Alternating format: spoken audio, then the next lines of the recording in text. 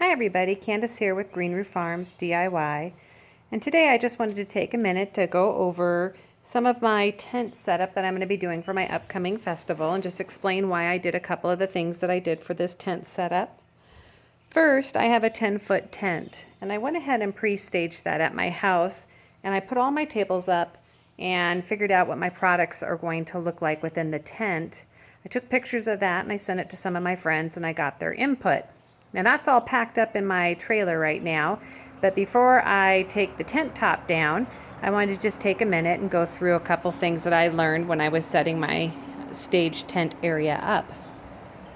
So the first thing is you're going to want to treat the top of your tent when you get it. Don't make the mistake that I did and buy a mold armor. So I thought I needed to get mold armor, which was this product right here, and it turns out that's not a waterproofing, rainproofing product. I should have read the reviews better, and I think that would have been really great if I was always out in a rainy situation and my tent was being put up moist, but I usually bring my tent back and put it up under my party structure so that way it can dry out. So what I needed was a waterproofing treatment, and I did order that, and I'm going to show you that in just a minute. But before I get there, I wanted to show you the tablecloths that I get. So everybody asks me, where do I get my cool professional looking tablecloths? And I buy them on Amazon. And these are amazing because they're these stretch tablecloths, and they're only about $10 or $11. And I wanted to show you the amazing difference between using just a tablecloth versus using these amazing tablecloths that are stretch. So I'm going to go ahead and put the tablecloth on and I'll show you the difference. All right, everybody, I went ahead and put that stretch tablecloth on. And you can see just a night and day difference. So imagine if you had a whole bunch of products on that table. Depending on the tablecloth that you use, it may get blended in and people don't see those amazing products that you're selling. So going to these stretch tablecloths, I found they're actually more eye appealing and it looks more professional. All right, everybody, so now I got out of the box the waterproofing product that my husband researched and bought for me, and it's called Kiwi Camp Dry. It's a heavy-duty water repellent, and it's made by SC Johnson, a family company, and he bought this on Amazon. And this Kiwi Camp Dry heavy-duty water protectant, the silicone bonds to leather fabric to create an extremely tough water barrier while still allowing the article to breathe.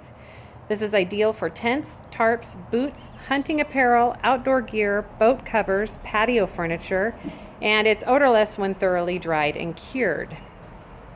Looks like the directions to apply it are very straightforward. Apply to a clean, dry article.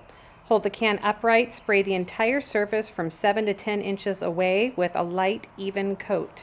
For maximum product protection, apply a second coat after 4 hours. Use in a well-ventilated area away from heat and flame. Do not use while smoking.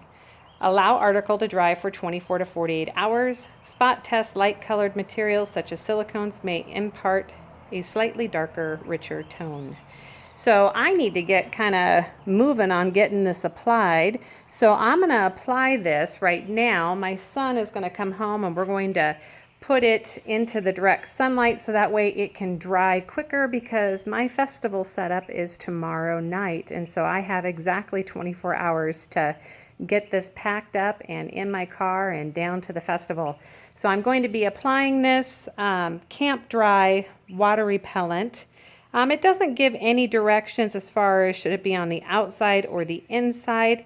I'm going to do it on the outside of my tent, and that should make it wonderful.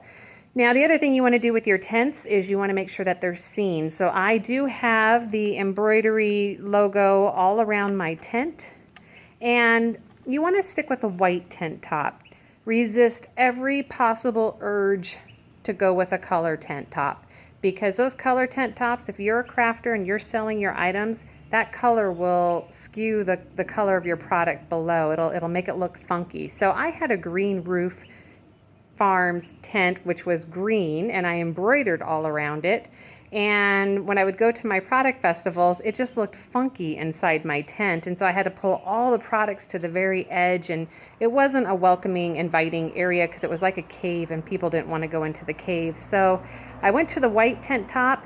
It is night and day different. I love it. It's beautiful. It's bright. It's airy. And this tent actually goes all the way up. I haven't clicked it all the way up to its 8 foot. I think it goes 8 or 9 feet in height. So once I get it sprayed, I'm going to raise it back up to its height when it's at the festival.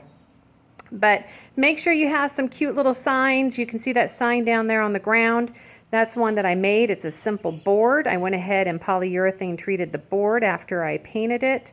And then I put my Oracal sticker vinyl on it. And then I re-polyurethaned it. And so it made a nice, beautiful, weather, long-lasting display sign. And less is more when you're doing a festival booth. You want those products to be seen, so you don't need to waste a ton of time staging your booth with a whole bunch of frilly things that people are going to be dazzled by that they can't buy. They'll be frustrated. So you want to just have displays that display your beautiful work and keep it simple. Less is more. All right, guys. Well, thanks for subscribing to the YouTube channel. I appreciate having you guys on the Green Roof Farms DIY Facebook group. I hope you guys have a wonderful festival season and happy selling.